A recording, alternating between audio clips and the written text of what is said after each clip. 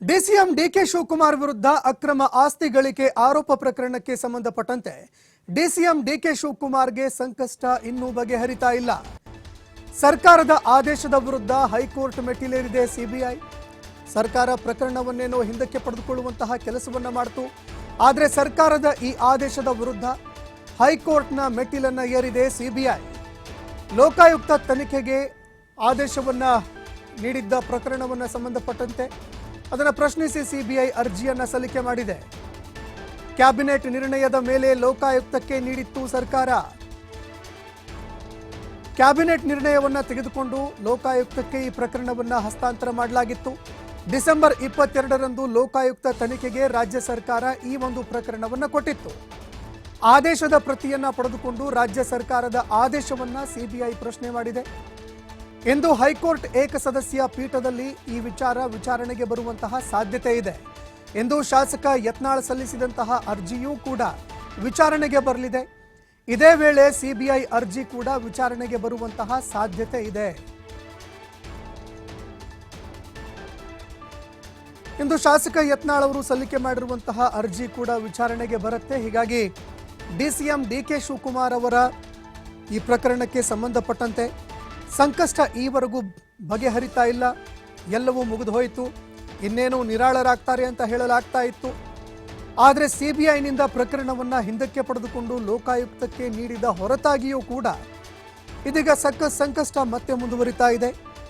ಸರ್ಕಾರದ ಆದೇಶ, ಆ ಆದೇಶದ ವಿರುದ್ಧ ಹೈಕೋರ್ಟ್ ಮೆಟ್ಟಿಲೇರಿದೆ ಸಿಬಿಐ. ಸರ್ಕಾರ ಕ್ಯಾಬಿನೆಟ್ನಲ್ಲಿ ಸಿಬಿಐದಿಂದ ಈ ಒಂದು ಪ್ರಕರಣವನ್ನು ಹಿಂದಕ್ಕೆ ಪಡೆದುಕೊಂಡು ಲೋಕಾಯುಕ್ತಕ್ಕೆ ಹಸ್ತಾಂತರ ಮಾಡಿತ್ತು. ಕ್ಯಾಬಿನೆಟ್ನ ಮೂಲಕ ಕೆಲಸವನ್ನ ಸರ್ಕಾರ ಮಾಡಿತ್ತು. ಈ ಬಗ್ಗೆ ಮತ್ತಷ್ಟು ಮಾಹಿತಿ ಕೊಡ್ತಾ ಹೋಗ್ತಾರೆ ಪ್ರತಿನಿಧಿ ಶಿವಕುಮಾರ್ ಜೋಹಳ್ಳಿ ಫೋನ್ ಸಂಪರ್ಕದಲ್ಲಿ ಜಾಯ್ನ್ ಆಗಿದ್ದಾರೆ. ಶಿವಕುಮಾರ್, ಅಕ್ರಮ ಆಸ್ತಿ ಗಳಿಕೆ ಪ್ರಕರಣಕ್ಕೆ ಸಂಬಂಧಪಟ್ಟಂತೆ ಡಿಸಿಎಂ ಡಿಕೆ ಶಿವಕುಮಾರ್ ಅವರ ಸಂಕಷ್ಟ ಈವರೆಗೆ ಬಗೆಹರಿತಾ ಇಲ್ಲ. ಸುಪ್ರೀಂ ಕೋರ್ಟ್ನಲ್ಲಿ ಇವತ್ತು ಏನೆಲ್ಲ ವಿಚಾರಣೆ ಆಗಬಹುದು, ಅದೇ ರೀತಿಯಾಗಿ ಸಿಬಿಐ ಏನೆಲ್ಲ ಈ ಪ್ರಕರಣಕ್ಕೆ ಸಂಬಂಧಪಟ್ಟಂತೆ ಅರ್ಜಿ ಸಲ್ಲಿಕೆ ಮಾಡಿದೆ ಅಂತ?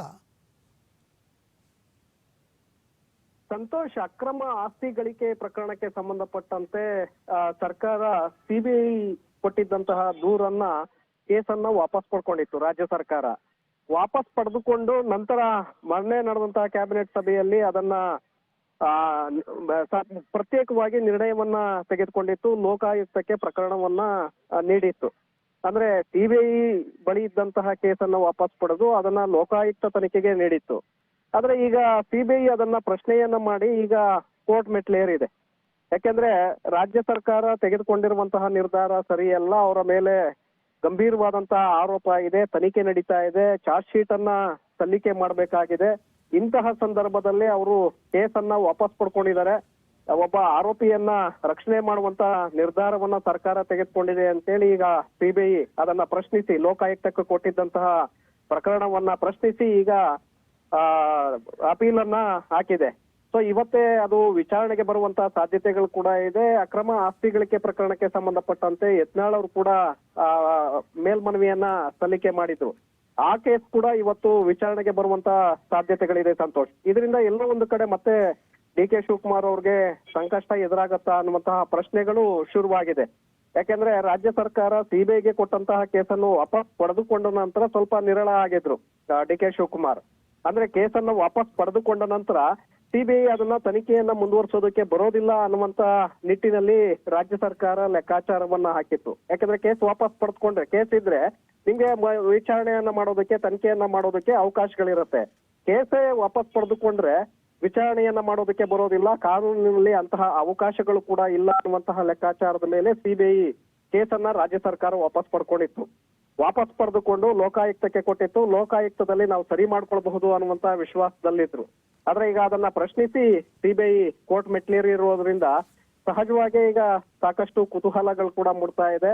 ಏನಾದ್ರೂ ಒಂದು ವೇಳೆ ಕೋರ್ಟ್ ಅದನ್ನ ಮಾನ್ಯ ಮಾಡಿದ್ದೇ ಆದ್ರೆ, ಸಿಬಿಐ ಎತ್ತಿರುವಂತಹ ಪ್ರಶ್ನೆಯನ್ನ ಕೋರ್ಟ್ ಅಂಗೀಕರಿಸಿದ್ದೇ ಆದ್ರೆ ಆಗ ವಿಚಾರಣೆಯನ್ನ ಮುಂದುವರಿಸೋದಕ್ಕೆ ಅವಕಾಶಗಳು ಸಿಗತ್ತೆ. ಸೊ ಆ ಸಂದರ್ಭದಲ್ಲಿ ಮತ್ತೆ ಡಿಕೆ ಶಿವಕುಮಾರ್ ಅವರಿಗೆ ಸಂಕಷ್ಟ ಎದುರಾಗುವಂತ ಸಾಧ್ಯತೆಗಳಿದೆ ಸಂತೋಷ್. ಈಗ ಮತ್ತೊಂದೆಡೆಯಲ್ಲಿ ನಾವು ನೋಡಿದ್ದೇ ಆದ್ರೆ ಈ ಒಂದು ವಿಷಯ ರಾಜಕೀಯ ಹಗ್ಗ ಜಗ್ಗಾಟಕ್ಕೂ ಕೂಡ ಕಾರಣ ಆಗಿತ್ತು. ಇದಾದ ಬಳಿಕ ಮತ್ತೆ ಈ ಪ್ರಕರಣ ರಾಜಕೀಯ ಚರ್ಚೆಗೆ ಬರಬಹುದಾ ಅಂತ? ಅಲ್ಲ, ಸಹಜವಾಗಿ ಸಂತೋಷ್, ಈಗ ಸಿಬಿಐ ಕೋರ್ಟ್ ಮೆಟ್ಲೇರಿರೋದ್ರಿಂದ ನೀವು ಕೊಟ್ಟಿರುವಂತ ನಿರ್ಣಯ ಲೋಕಾಯುಕ್ತಕ್ಕೆ, ಯಾಕಂದ್ರೆ ಸಿಬಿಐ ನಲ್ಲಿ ಕೇಸ್ ನಡೀತಾ ಇದೆ, ನಾವು ವಿಚಾರಣೆಯನ್ನ ಮಾಡ್ತಾ ಇದೀವಿ, ಇಂತಹ ಸಂದರ್ಭದಲ್ಲೇ ನೀವು ವಾಪಸ್ ಪಡ್ಕೊಂಡು ಅದನ್ನ ನೀವು ಸ್ಥಳೀಯ ಮಟ್ಟದಲ್ಲಿ ಲೋಕಾಯುಕ್ತಕ್ಕೆ ಕೊಟ್ಟಿದ್ದೀರಿ ಅಂದ್ರೆ, ಯಾಕಂದ್ರೆ ಇನ್ನು ತನಿಖೆ ಪೂರ್ಣಗೊಂಡಿಲ್ಲ, ತನಿಖೆ ಅಪೂರ್ಣಗೊಂಡಿರುವಂತಹ ಸಂದರ್ಭದಲ್ಲಿ ವಾಪಸ್ ಪಡ್ಕೊಂಡಿದ್ದೀರಿ.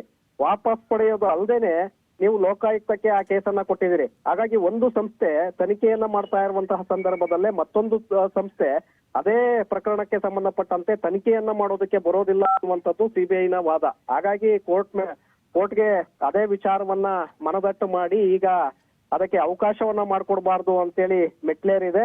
ಕೋರ್ಟ್ ಅದಕ್ಕೆ ಯಾವ ರೀತಿಯಾದಂತ ಒಂದು ನಿರ್ಣಯವನ್ನ ತೆಗೆದುಕೊಳ್ಳುತ್ತೆ ನೋಡ್ಬೇಕಾಗತ್ತೆ. ಒಂದು ವೇಳೆ ಇಲ್ಲ, ರಾಜ್ಯ ಸರ್ಕಾರ ತೆಗೆದುಕೊಂಡಿರುವಂತಹ ನಿರ್ಧಾರ ಸರಿಯಲ್ಲ, ಲೋಕಾಯುಕ್ತಕ್ಕೆ ಕೊಟ್ಟಿರುವಂತದ್ದು ಸರಿಯಲ್ಲ, ಕಾನೂನಿನ ನಿಯಮಗಳ ಪ್ರಕಾರ ಸಿಬಿಐ ನಲ್ಲಿ ವಿಚಾರಣೆ ಅದು ಕಂಟಿನ್ಯೂ ಇರೋದ್ರಿಂದ ಸಿಬಿಐ ಆ ಕೇಸನ್ನ ತನಿಖೆ ಮುಂದುವರಿಸಬೇಕಾಗತ್ತೆ ಅನ್ನುವಂತ ನಿರ್ಣಯವನ್ನ ಏನಾದ್ರೂ ಕೊಟ್ಟಿದ್ದೇ ಆದ್ರೆ ಅದು ಡಿ.ಕೆ. ಶಿವಕುಮಾರ್ಗೆ ದೊಡ್ಡ ಹಿನ್ನಡೆ ಅಂತಾನೆ ಹೇಳ್ಬೇಕಾಗತ್ತೆ ಸಂತೋಷ್.